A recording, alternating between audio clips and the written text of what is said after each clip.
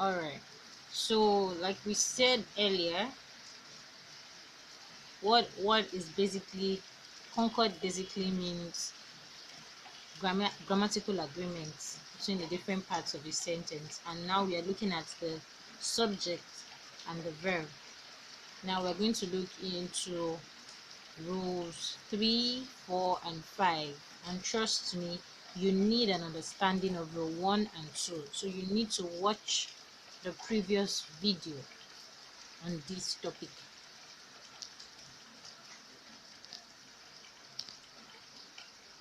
Alright, rule 3 states that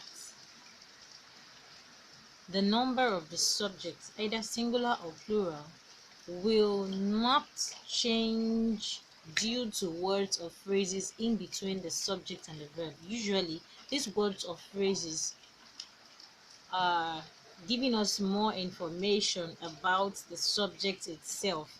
We can still understand the sentence without those words or phrases in between them. Take, for instance, the first example here. One of the glasses is empty. Why not are empty? At least we have glasses, which is plural. Glass singular, glasses plural. Why not one of the glasses are empty? We are saying that the rule of Concord states that we should focus on the subject itself. The subject itself here is one of the glasses, meaning we're referring to one glass, and we're saying that it is empty. So saying one of the glasses are empty is like saying one are empty, which is wrong, following rule 1 that states that a singular subject should follow a singular a singular verb should follow a singular subject. Look at the next example. 5 packets of pencils cost 1,000 naira only. Now, why are we not saying costs? Remember in the previous video, we were able to differentiate the verb forms. The singular verb forms usually have an additional s. Why? While the plural verb forms are just the verbs like that, they don't have any additional letter to the verb itself. So that's why we are not having costs as costs. You see that what we are looking at is 5 packets. One of the glasses, 5 packets. Look at the next example. A list of successful candidates displays.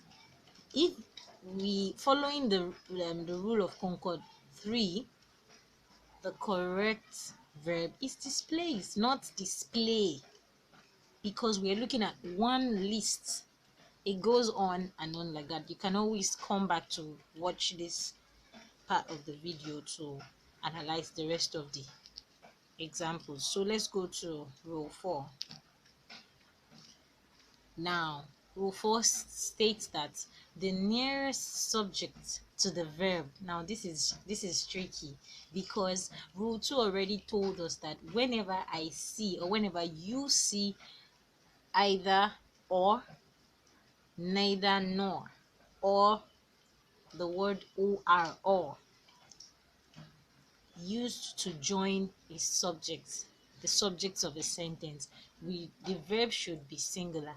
Now we are now going further to say that there is an exception to that rule that says that we should take the nearest subject. We should take the nearest subject to the verb whenever we have either or neither nor, or the word or used to join the subjects in a sentence. Now look at these examples. Why are we saying that? We're saying that because sometimes we use these phrases or these words to join two subjects, and one subject could be singular, the other plural. Do you understand? So that it doesn't break rule 2 or rule 1. You see why I said you have to watch the previous video, so that it doesn't break the previous rules. We are now making an exception that when the nearest subject is plural, then the verb should be plural. When the nearest subject is singular, then the verb should be singular. So look at the first example here. Either the teacher or the student present their project termly. So if it was the other way around, either the student or the teacher, what would be the verb? Present. There will be an additional s. Why? Because the closest or the nearest subject to the verb is singular. And that's what I applied in the next example. If you look at the next example, principal is the nearest subject to the verb, despite the fact that we use the words neither nor to join the two subjects of the sentence. We are saying that because principal is the closest, regardless of the fact that we are referring to more than one parent, we are using a singular verb form, which is, not are. So the same goes for the other. Look at the last two examples. The last two examples here. Neither the shoes nor the bag matches the dress. And then we flipped the subject's positions. So neither the bag nor the shoes match the dress. That's English for you. So the next rule we're looking at, when the subject is followed by words such as, in fact it's a long rule because I couldn't include all of the words or phrases that we should ignore when they appear or when they are used to join subjects. So when the subject is followed by words such as well as, along with, besides, not, in collaboration with, along with, in association with, and the rest of it, you ignore. That is why you can see ignore the extras. They are regarded as extras. They are regarded as fisi. When we ask for fisi, they are the extras. They're just giving us they are giving us how I put it, they are not the main they're not the main, the whatever subject comes after these words, they are not the main subject that the speaker is referring to. The main subject that the speaker is referring to comes first, then maybe the speaker now remembers, oh, including this person, we disregard whatever form that the next subject carries and we follow the first subject. Let's look at the examples. Adeola, as well as her siblings, comes here every day. Why not come instead of comes? Because we're looking at Adeola. It's Adeola that the speaker is referring to. Adeola comes here every day. It's the speaker, it's Adeola that is in focus in this sentence whenever you use words like as well as, in collaboration with. Now look at the third example. The little kids, along with their teacher, are here. Why not is here if we're going to be looking at teacher? Why not is? Because rule 5 states that we ignore the extra. And another thing to help you apply this rule is that you notice that they are always in brackets after the main subject. These words are always in bracket after the main subject, which means that the sentence can do without them. Should we give it a try? Now look at this. The little kids are here. We still have our sentence. The little kids are here. So imagine that we used is instead of are, claiming that the word teacher is a singular subject. Then when we remove when we remove that particular phrase when we remove the phrase that comes in between the commas, the little kids is here, which is incorrect. We've broken rule 1. So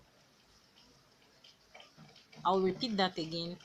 One way to help you apply rule 5 is that whenever you use this, whenever you see these phrases or words applied or used after the main subject in a sentence, they always come in commas, commas before them and after them, such that when you completely remove them from the sentence is still fine.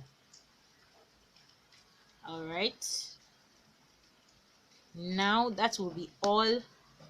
I don't want to bombard you with too many rules at a time, but I'll need you to watch this video over and over again, and as you're watching, you formulate sentences following these rules, and I'm very sure that one rule at a time, your language skills will be polished. So let's evaluate ourselves. Have we achieved our objectives? Let's analyze these sentences together. I love the first sentence because it's not straightforward for you to answer like that. If James fails his examination, his teachers, his parents, his friends, or John are to be blamed. Is this sentence right or wrong? I'll leave you to ponder on that. I'm not going to say the right answer. I just need you to ponder on it. Applying rule 4. The pack of sweets I ordered for tastes great. Is taste the correct form of verb to use, or taste? Ponder on that. Mary, as well as her friends, are beautiful. Is that right or wrong? Remember, I said that a sentence can always do without those words in comma, those words that come after and before the comma. So that's this, as well as our friends. So imagine that you are saying Mary are beautiful. Is that right or wrong?